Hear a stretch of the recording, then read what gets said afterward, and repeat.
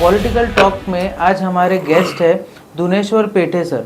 इनसे बात करेंगे, इनसे जानने की कोशिश करेंगे कि इनका क्या रोड मैप है, आने वाले समय में ये किस तरीके से नागपुर को डेवलप करना चाहते हैं, किस तरीके से ईस्ट नागपुर को, जहाँ पे ये रिप्रेजेंट ज़्यादातर करते हैं, एनसीपी के शरद पवार गुट के नागपुर के प्रेसिडेंट है। इनसे जानने की कोशिश करेंगे कि किस तरीके से पार्टी को मजबूत करने की कोशिश ये नागपुर में कर रहे हैं।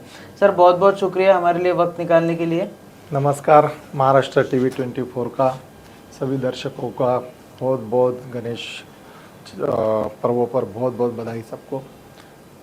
सर मैं पहला सवाल आपसे पूछना चाहूँगा कि आपकी जो पॉलिटिकल अब तक की जर्नी है वो कैसी रही? हमारी पॉलिटिकली जर्नी जैसे एखादा ज़रूरत होती है ना, तो जब पैसे की ज़रूरत होती है तो काम पे लग जाता आदमी, और काम पे लगने से फिर उसका मुबादला मिलता है, तो मुबादला मिलने से घर चलाते। तो उस समय की ऐसी परिस्थिति थी हमारे वो पूर्व नागपुर में, जिस प्रभाग में मैं रहता था जी। वो तब का प्रभाग मेरे ख्याल से 60 नंबर का प्रभाग था। वहाँ पे बहुत सारे गटर लाइंस के वगैरह इश्यूज़ थे, कचरे का इश्यूज़ था। वहाँ पे कॉरपोरेटर उस समय के ध्यान देते नहीं थे। उस वजह से फिर क्यों ना भाई, दूसरे को बोलने से अच्छा दूसरा कॉरपोरेटर को अपन वोट तो देते हैं, लेकिन अगर वो ध्यान नहीं देता तो फिर क्यों ना अपन करें।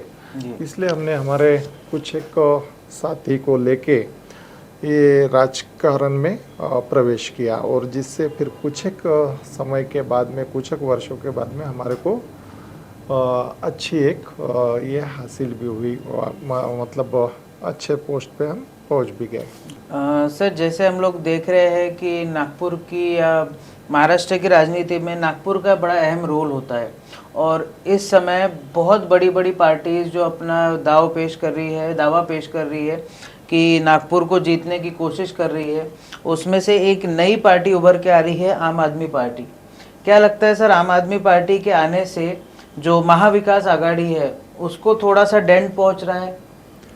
देखिए 2014 से आम आदमी पार्टी दिल्ली में, जब वो केजरीवाल जी ने भ्रष्टाचार का मुद्दा लेके जी वो तत्कालीन कांग्रेस सरकार को हटाया था जी तो लोगों के समझ में जरूर आया था कि भाई नई पार्टी भी कुछ तो भी अपने आम नागरिकों को दे सकती है जी। तो हुआ वैसे ही। जैसे दिल्ली में अभी देखा जाए तो दिल्ली में बहुत सारे मोहल्ला क्लिनिक हो, और वहाँ पे अच्छी स्कूलें हो, जो स्कूलें स्टेट गवर्नमेंट ने बंद किया वो स्कूलें वहाँ पे उन्होंने वापस चालू करके अच्छी शिक्षा देने का काम वहाँ के दिल्ली गवर्नमेंट में, केजरीवाल गवर्नमेंट ने किया। तो उसका साहजिक रहा है कि पूरे देश भर में भी उनकी ताकत वहाँ पे बड़ी है। उस प्रकार से जिस प्रकार से चाहिए महाराष्ट्र में नहीं है, लेकिन वो केजरीवाल जी का जो समर्थक है वो नागपुर में भी है। सर हम लोग देख रहे हैं कि जैसे ईस्ट नागपुर है जहाँ पे आप भी रहते हैं, आपकी कॉन्स्टिट्यूंसी भी है, ईस्ट नागपुर में सर हम लोग देख रहे हैं कि बहुत अनियोजित विकास विपक्ष आरोप लगा रहा है बीजेपी पर, कि अभी हमने देखा कि लोगों के घर में वाटर लॉगिंग इश्यूज हो गए, एक बरसात की वजह से 5-5 फीट लोगों के घर में पानी भर गया, सीमेंट रोड से लोग परेशान हो गए, और एक फ्लाईओवर बन गया है जो आपके ही घर के सामने से गुजर रहा है। कई सारे हमारे पास लोगों ने बोला है कि इसको कुकुरेजा फ्लाईओवर डिक्लेयर कर दो क्योंकि उसका लैंडिंग पेरिस सिटी के सामने हो रहा है। तो ये जैसी विपक्ष आरोप लगा रहा है कि अनियोजित विकास किया जा रहा है, क्या आप इससे सहमत है?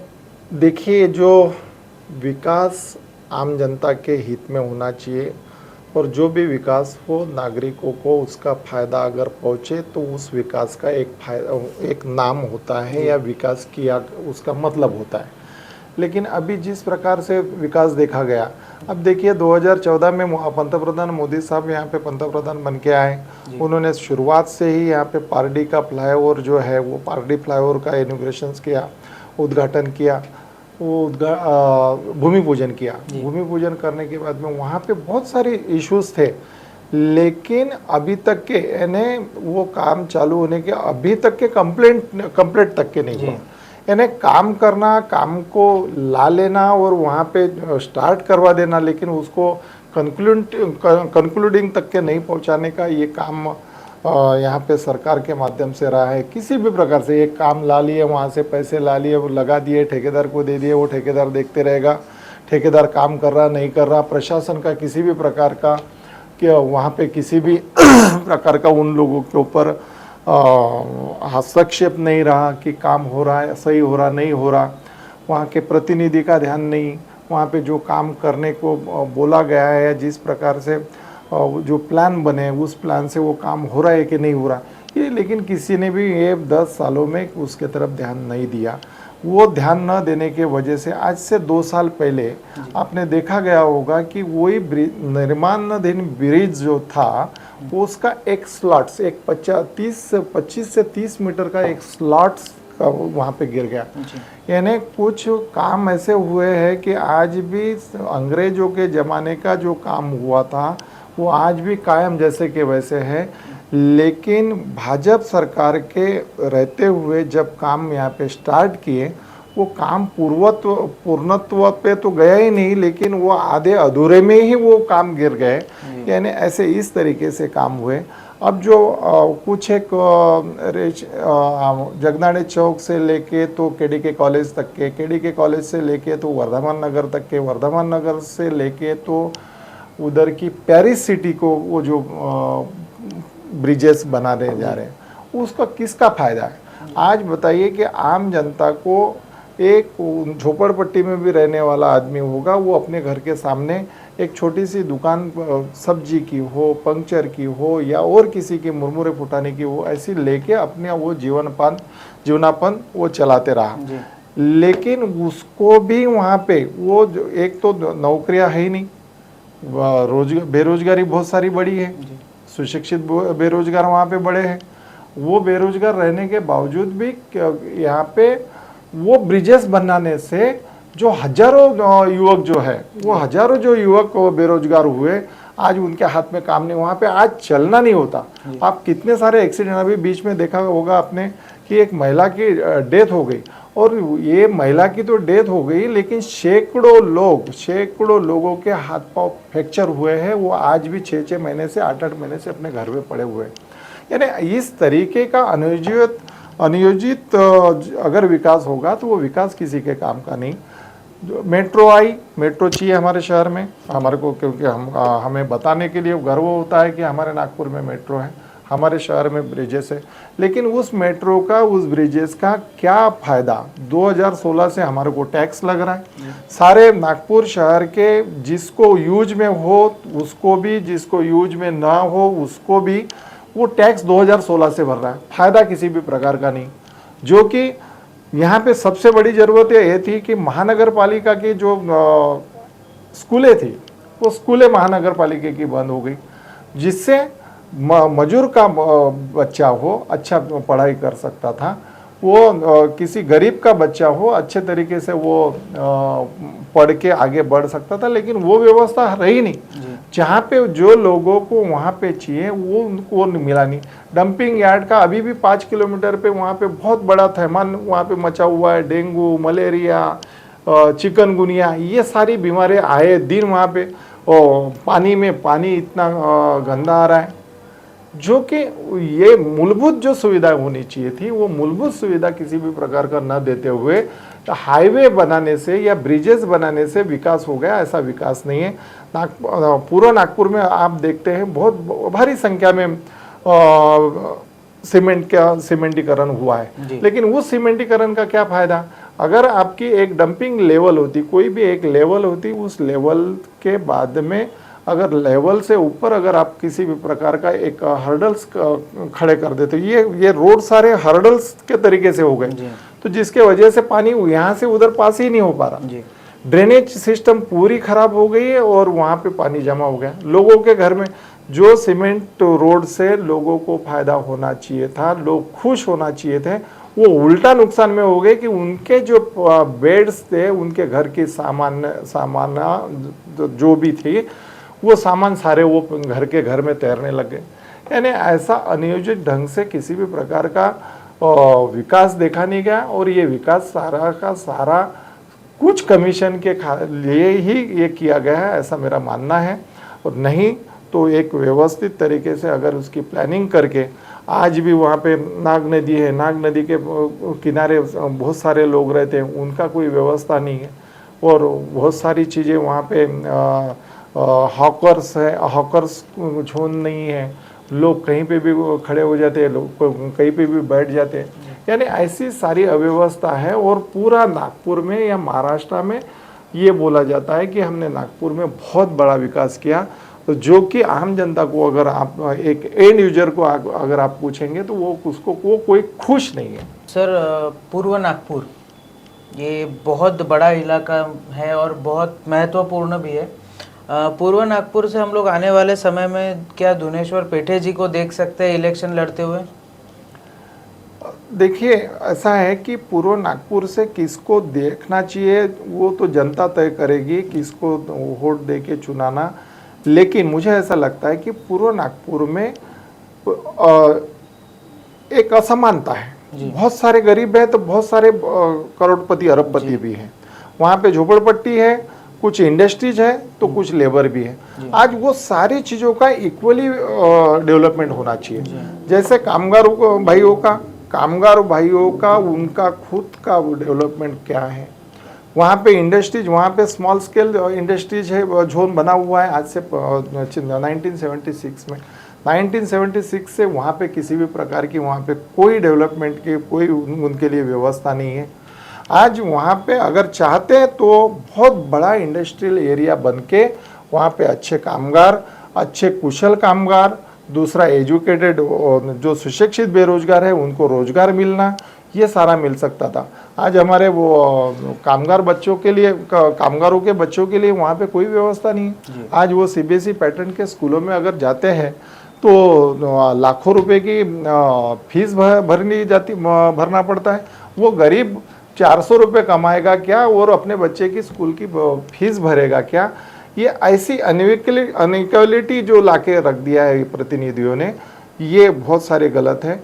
बहुत सारी चीज़ों वहाँ पे झोपड़पट्टी का विकास, अब वो वहाँ पे पट्टे का मालकी पट्टे का, लेकिन मालकी पट्टे का नहीं दिया, वो भाड़ा पट्टा। आज आप किसी को दे रहे हैं तो किसी को हाथ उठा के कोई चीज़ दिए तो वो परमानेंट उसकी बन जाए, इस तरीके की व्यवस्था होना चाहिए, ना कि उसके ऊपर आधा अधिकार आपका और आधा अधिकार उसका। तो यहाँ के नागपुर शहर के झोपड़पट्टी धारकों को भी जो अधिकार जो मिला है या अधिकार दिया है, ऐसा जो गवगवा किया जाता है या ऐसी बातें की जाती है, तो वो पूरी तरीके से उनको मालकी के पट्टे भी तक के नहीं मिले। और ऐसे बहुत सारे चीज़ें हैं कि वहाँ पे अनऑथराइज एरिया है जहाँ पे ऑथराइज कर सकते थे, चाहते तो यानी उसको एक पूर्व नागपुर वहाँ पे स्मार्ट सिटी है। स्मार्ट सिटी का क्या फ़ायदा? 3000 करोड़ रुपए की स्मार्ट सिटी है, वो जहाँ पे वो लोग रहने वाले, उन लोगों के घर तोड़े गए हैं बेचारे के, जिन्होंने घर मेहनत मजदूरी करके अपना खून पसीना एक करके वहाँ पे घर बनाया, उसका घर तोड़ा गया और उसको कोई किसी प्रकार का मुआवजा नहीं। बहुत सारे लोगों के ज़मीनें थी, उन्होंने पेट काट के अपनी ज़मीनें बचा के वहाँ पे ज़मीनें बचा के रखी, और ये कुछ है लोगों के फ़ायदे के लिए वो ज़मीनों का एक्वायर्ड हुआ, और एक्वायरमेंट होने के बाद में उनको अलर्ट की गई, जिसका को लास्ट में किसी भी प्रकार के उस ज़मीन मालक को किसी भी प्रकार का फ़ायदा नहीं हुआ। और मैं चाहता हूँ कि पूर्व नागपुर में अगर ऐसा विकास हो कि पूर्व नागपुर में आज 15 साल से यहाँ पे भाजपा का आमदार है, 1-2 हजार लोगों को यहाँ पे रोजगार नहीं दिया। और अगर कोई एक आमदार अगर यहाँ पे हो और उसके मन में अगर हो व्यवस्थित कि यहाँ पे मैं मेरे विधानसभा क्षेत्र के लोगों को मैं अच्छा उनको रोजगार दिला सकूँ, तो बिल्कुल 100% वो उसको कर सकते थे। एक नए तरीके का वहाँ पे कुछ एक प्रोजेक्ट लाके वहाँ पे उन लोगों को रोजगार दे सकते थे, हर घर में एक रोजगार मिल सकता था, हर गृहिणी को रोजगार मिल सकता था, किसी ना किसी माध्यम से वहाँ पे रोजगार दिलाए जा सकते थे। लेकिन मानसिकता नहीं होने की वजह से या पढ़ाई नहीं होने की वजह से या वो सारी चीज़ें ध्यान में नहीं होने की वजह से ये सारी अव्यवस्था है। वहाँ पे गरीब बनते जा रहा है, बड़ा बनते जा रहा है, बड़े को भी तकलीफ है और गरीब को भी तकलीफ है, जो कि स्टेट गवर्नमेंट ने ये होना चाहिए कि भाई बड़ा आदमी है, इंडस्ट्रियलिस्ट है, तो उसको उसकी व्यवस्था दे देना चाहिए था, जो मजदूर पक्ष है, मजदूर पक्ष के आदमियों को मजदूर पक्ष का मजदूर लोगों को व्यवस्थित उसको फायदा पहुँचे, ऐसा इस तरीके से योजनाएं का क्रियान्वित करना चाहिए था। जो बेरोजगार बच्चे हैं उनको, बेरोजगार बच्चों के लिए क्या अच्छे तरीके से कुछ है कि वहाँ पे जाके प्रोजेक्ट लाके उन लोगों को रोजगार दिलाने का काम करना चाहिए थे। वहाँ पे सिम्बोसिस है, अब वो सिम्बोसिस किस पूर्व नागपुर का कौन से कितने बच्चे काम पढ़ रहे हैं वहाँ पे, ये हमारे को मालूम है। महानगर पालिका की 1000 करोड़ रुपए की जगह है वो, और वो 1000 करोड़ रुपए की जगह एक प्राइवेट इंस्टीट्यूशंस को दे दिया, जो कि अगर वो उतने ही पैसे में अगर वो चाहते तो वो एक अच्छी सीबीएसई पैटर्न की स्कूल, और पूरे पूर्व नागपुर नहीं, दक्षिण नागपुर हो, मध्य नागपुर हो, उत्तर नागपुर हो, सारे शहर के बच्चे अच्छे बड़े पैमाने में एक निःशुल्क या कम खर्चे में, जैसे महानगर पालिका के धरती पे आज तक के जो जिला परिषद की स्कूलें चलती आई है, उस प्रकार से वो चला के गरीब बच्चों को भी अच्छा एक एजुकेशन देने का काम कर सकती थी। लेकिन इन लोगों की मानसिकता रही नहीं। इन लोगों को सिर्फ हिंदू मुस्लिम करके मत ले लेना, वोट ले लेना, विकास बता के कमीशन ले लेना, बस इस तरीके का ही रहा। और जहाँ तक के मुझे ऐसा लगता है कि विकास के नाम पे वो सिर्फ लूटमार और लूटमार वहाँ पे चालू है। सर, जैसे कि यहाँ के कई टाइम से विधायक रहे हैं कृष्णा खोपड़े जी। अब कृष्णा खोपड़े जी को ग्राउंड लेवल पे हम लोगों को भी कई सारे इनपुट्स मिलते हैं, बट आपको क्या लगता है कि इस बार का चुनाव कृष्णा खोपड़े जी क्या बहुत ज़्यादा आपके लिए डिफ़िकल्ट कर देंगे, या फिर एनसीपी के लिए ये आसान हो जाएगा? देखिए, आसान और डिफ़िकल्ट का विषय नहीं है जी। विषय ये है कि आपने 15 साल रहते हुए किया क्या है जी। आपने अगर आपके घर के आपका कार्यकर्ता के घर के सामने का ही रोड बनाया जानबूझ के, भले तोड़ के, अच्छा रोड तोड़ के बनाने से उससे कोई समाधान ही वहाँ पे नहीं है। आपका डेवलपमेंट का आपका नज़रिया ऐसा होना चाहिए कि सारे एरिया में सारा एक जैसा भी, यहाँ पे वहाँ पे झोपड़पट्टियाँ हैं, वहाँ पे इंडस्ट्रीज एरिया है, वहाँ पे दाल मिलर्स है, वहाँ पे आराम मशीन्स है, वहाँ पे बहुत सारा तबका ऐसा है कि, और सभी समाज के, एक पूर्व नागपुर ही एक ऐसा है कि पूरे नागपुर शहर में या महाराष्ट्र में भी बोल सकते हैं कि वो कॉस्मोपॉलिटिन पॉलिटिक्स टाइप का, वो सभी जाति धर्म समाज, छोटे बड़े, हर प्रांत के भी, यानी मतलब धर्म के तो रहते ही है, लेकिन हर प्रांत के भी, यूपी के हो, बिहार के हो, छत्तीसगढ़ के हो, एमपी के हो, ये सारे पूरे देश से वहाँ पे लोग रहते हुए आए हुए हैं। और उन लोगों के हिसाब से वहाँ पे कुछ नहीं करने के वजह से मुझे ऐसा लगता है कि वो जो एग्जिस्टिंग आमदार है उनको कोई बहुत ज़्यादा महत्व मिलेगा। लेकिन पार्टी का संगठन मजबूत होने से ही सब कुछ नहीं होता, लेकिन आखिर जनता को उनको काम चाहिए। वो काम अगर जब तक के नहीं दिए, उनका अगर विकास, उनके बच्चों का विकास, आज जो 25, 30, 40 सालों से जो लोग माँ बाप रह रहे, आज वो बच्चे को अपने वाले अच्छा पढ़ाई दे नहीं सक पा रहे, उसके कारण और ये सरकार के अव्यवस्था के कारण हुआ है, या प्रतिनिधियों के नज़रअंदाज करने के कारण ये सारी चीज़ें हुई है। तो उस वजह से मुझे नहीं लगता कि वहाँ पे एंटी बीजेपी जो भी आएगा वो आराम से चुन के आएगा।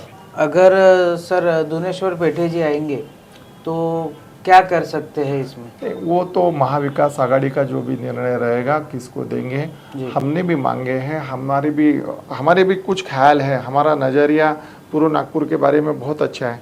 वहाँ के सुशिक्षित बेरोजगार है, उनको 100%, यहाँ से पूना जाते हैं, यहाँ से गुजरात जाते हैं, यहाँ से बम्बई जाते हैं। हम नहीं चाहते कि हमारे यहाँ का बच्चा हमारे माँ बाप को छोड़ के यहाँ से जावे। हमारे बच्चों को यहाँ पे क्या व्यवस्था मिल सकती है, नागपुर शहर में क्या व्यवस्था मिल सकती है, उसके लिए क्या MIDC लाने का काम करना पड़ेगा, या वो जो बच्चा चाहता है उस बच्चे को जो टेक्निकल एजुकेशन उसके पास में, उस टेक्निकल एजुकेशन का वो कंपनी यहाँ पे लाके उसको यहाँ अपने माँ बाप के सामने उसको स्थायी करने का काम हमने करने का सोचा है। जो बच्चे यहाँ पे स्कूल नहीं पढ़ पा रहे, आज वो मनपा की स्कूलें सारी की सारी बंद पड़ी हुई है। आज वो फिर बच्चा जाएगा कहाँ? सीबीएसई पैटर्न की लाखों रुपए की फीसेस हो गई है, वो फीस देगा कहाँ से? आज हम ये चाहते हैं कि गरीब का बच्चा अच्छा अहदे पे पढ़े, अच्छे सीबीएसई पैटर्न में स्कूल में पढ़ के वो अच्छा एक बराबरी के लेवल में, सबके बराबरी के लेवल में एजुकेशन में तो भी कम से कम आवे। ये प्रयास हमारे रहेंगे। आने वाले समय में अगर ऐसा मौका हमें हमारे पार्टी ने या महाविकास आघाड़ी ने दिया तो जरूर पूर्व नागपुर की जो मोलकरीन है, जो गृहिणी है, जो बेरोजगार भाई है, जो कामगार वर्ग है, जो इंडस्ट्रियलिस्ट है, वो भी कहीं ना कहीं दुखी है, कहीं ना कहीं उसको परेशान किया ही जा रहा किसी ना किसी प्रकार से। कई टैक्सेशंस के बारे में, तो कई अनऑथराइज तरीके के बारे में, कई यानी बहुत सारी चीज़ें ऐसी है कि वो उनको ये जो इंस्पेक्टर राज जैसा वहाँ पे चल रहा है, वो इंस्पेक्टर राज वहाँ पे ख़त्म करने का काम हमारे को, अगर पार्टी ने हमारे मौका दिया तो हम जरूर वहाँ पे ख़त्म करेंगे। और हमारा सारे समाज, सारे धर्मों के साथ में रहना, उठना बैठना होने की वजह से वो हमें भी बहुत ज़्यादा अड़चन नहीं आएगी। सर आखिरी 2-3 सवालों की तरफ बढ़ते हैं। क्या लगता है सर आपको इस बार महाराष्ट्र में किसकी सरकार बन सकती है, महाविकास आघाड़ी या महायुति? देखिए, महाराष्ट्र में या देश में 2014 में केंद्र में शासन आया जी, तो तब के लोगों के ध्यान में ऐसा था कि मोदी जी आएंगे, मोदी जी कुछ तो भी करके जाएंगे जी। अब मोदी जी के ऊपर 5 साल हो गए, 10 साल हो गए, वो 10 साल का भरोसा हो गया। 10 सालों में अब 11वां साल चालू हो गया। 11 साल में भी उन्होंने कुछ किया नहीं। पैसे देंगे, 15 लाख रुपए देंगे, हम जे नोटबंदी करेंगे तो आपको ऐसा हो जाएगा, काला धन लाएंगे तो वैसा हो जाएगा। इसका किसी भी प्रकार का फायदा हुआ नहीं। उल्टा ये हुआ कि वहाँ के सारे यानी जनता को जो टैक्स 100 रुपये आता होगा एग्जाम्पल के तो आज वो 1200 रुपये आ रहा है। पानी का बिल जो 40 रुपये आता था वो 400 रुपये आने लग गया जी। सब्जी, दाल, खलियाने, सारी चीजें महंगाई, सारी चीजें। एक मोटरसाइकिल 40,000 रुपये में मिलती थी, आपने भी लिया होगा कभी, हमने भी लिए थे। तो 40,000 रुपये की मोटरसाइकिल, आज वो मोटरसाइकिल मिलती है 1.25 लाख रुपए की। ये पैसे कहाँ जा रहे हैं? तो सर इसमें सत्ता पक्ष कहता है कि लोगों की आमदनी भी बढ़ी है।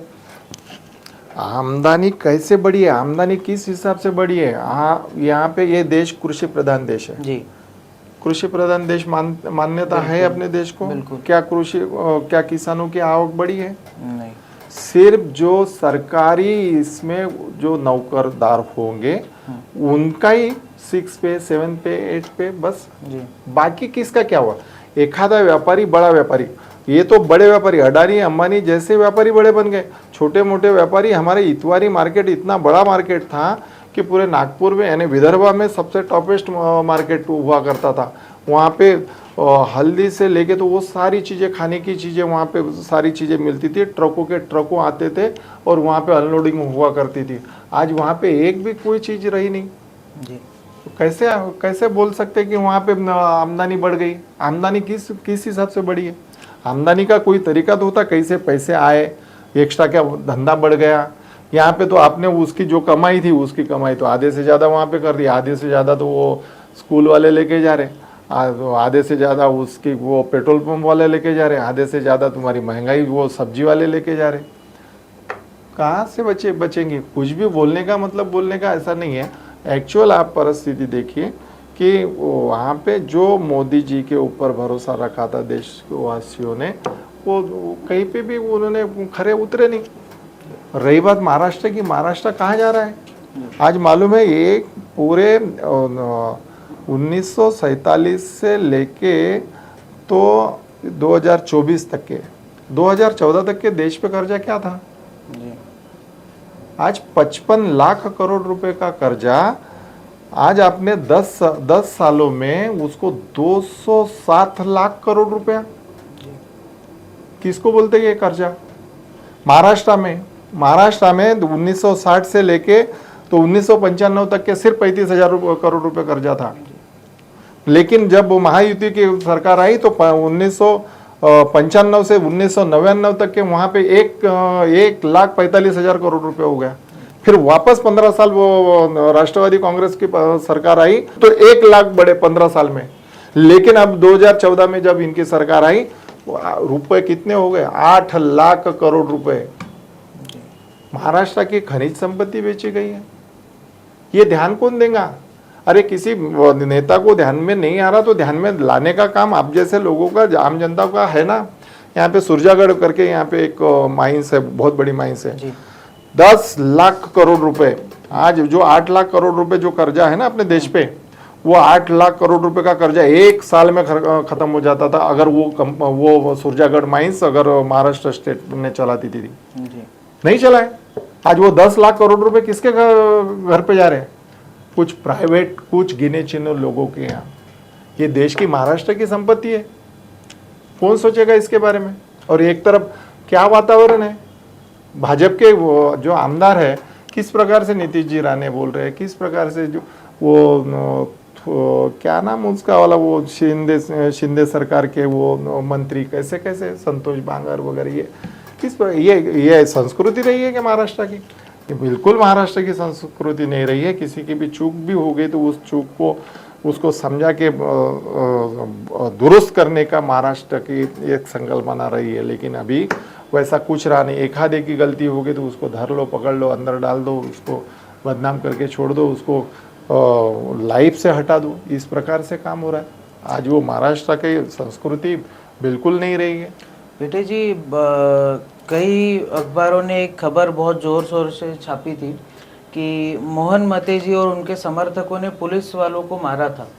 वो तो अपना काम कर रहे थे। आप क्या सोचते हैं इसके बारे में कि जो पुलिस वाले आप लोगों की सुरक्षा के लिए है, या पुलिस वाले जो आपकी सभा में पहरा देते हैं या सुरक्षा देते हैं, उनके ऊपर में इस तरीके का उनको मारना, उनके ऊपर में अत्याचार करना, ये सही है?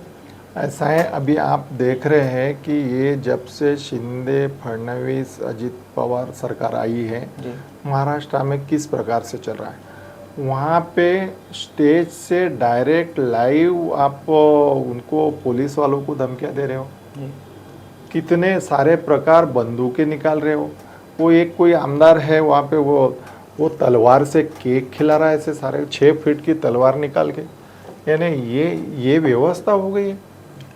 तो इस व्यवस्था को रोकने के लिए आना ही पड़ेगा। अब वो किसने क्या किया, किसने क्या मारा वो नहीं, लेकिन जिसने अपनी अपनी जवाबदारी नहीं निभाया तो उसके साथ में ये हाल होंगे। आज पुलिस ने अपना काम करना चाहिए, प्रतिनिधि ने अपना काम करना चाहिए, आम जनता ने अपना काम करना चाहिए। जब तक कि आप अपना काम, खुद का काम, खुद की जवाबदारी नहीं समझेंगे, तब तक ये सारी चलती रहेंगी। और ये ऐसे सारे लोग जो यहाँ पे समाज में दुरावा निर्माण करने का काम भी आने वाले समय में करते रहेंगे। सर, एक आखिरी सवाल आपसे पूछूंगा, थोड़ा सा शायद कंट्रोवर्शियल हो सकता है। सुनने में ये आ रहा है कि अजित दादा पवार, अभी उन्होंने हाल ही में एक बयान दिया था कि परिवार तोड़ने का दुख मुझसे बेहतर कोई नहीं जानता। तो कहीं वो परिवार तोड़ने, या पवार जी जो शरद पवार जी है, उनको छोड़ने का मलाल उनको है, और क्या आने वाले समय में अजित दादा पवार वापस से अपने चाचा के साथ आ सकते हैं? अजित दादा कामाचा माणूस, हाँ, ऐसा वो बोलते हैं। अब महाराष्ट्र के काम में कितने आए ये मुझे नहीं मालूम, लेकिन मुझे नहीं लगता कि एक महाराष्ट्र के इतने बड़े प्रांत का उप मुख्यमंत्री अगर सिर्फ और सिर्फ अपने बारामती के एक तहसील के लेवल तक के रहता है तो इससे और अच्छी बात क्या हो सकती है। बहुत बहुत शुक्रिया सर। आने वाले समय में हम लोग उम्मीद करते हैं कि अगर एनसीपी या महागठबंधन पावर में आता है तो जनता की आकांक्षाओं के ऊपर में खरा उतरेगा। बहुत बहुत शुक्रिया सर हमारे लिए वक्त बहुत बहुत धन्यवाद, बहुत बहुत धन्यवाद। तो पॉलिटिकल टॉक में ये थे धुनेश्वर पेठे सर, जो कि एनसीपी के नागपुर के अध्यक्ष है। हमने इनसे बात करने की कोशिश की, जानने की कोशिश की कि आने वाले समय में एनसीपी का क्या रोल रह सकता है, और ख़ास तौर पे धुनेश्वर पेठे जी का क्या रोल रह सकता है, किस तरीके से वो नागपुर को आगे ले जाने में मदद कर सकते हैं, और ईस्ट नागपुर को किस तरीके से वो डेवलप कर सकते हैं। पॉलिटिकल टॉक में और भी किसी शख्सियत से बात करने की कोशिश करेंगे। तब तक के आप देखते रहिए महाराष्ट्र टीवी 24।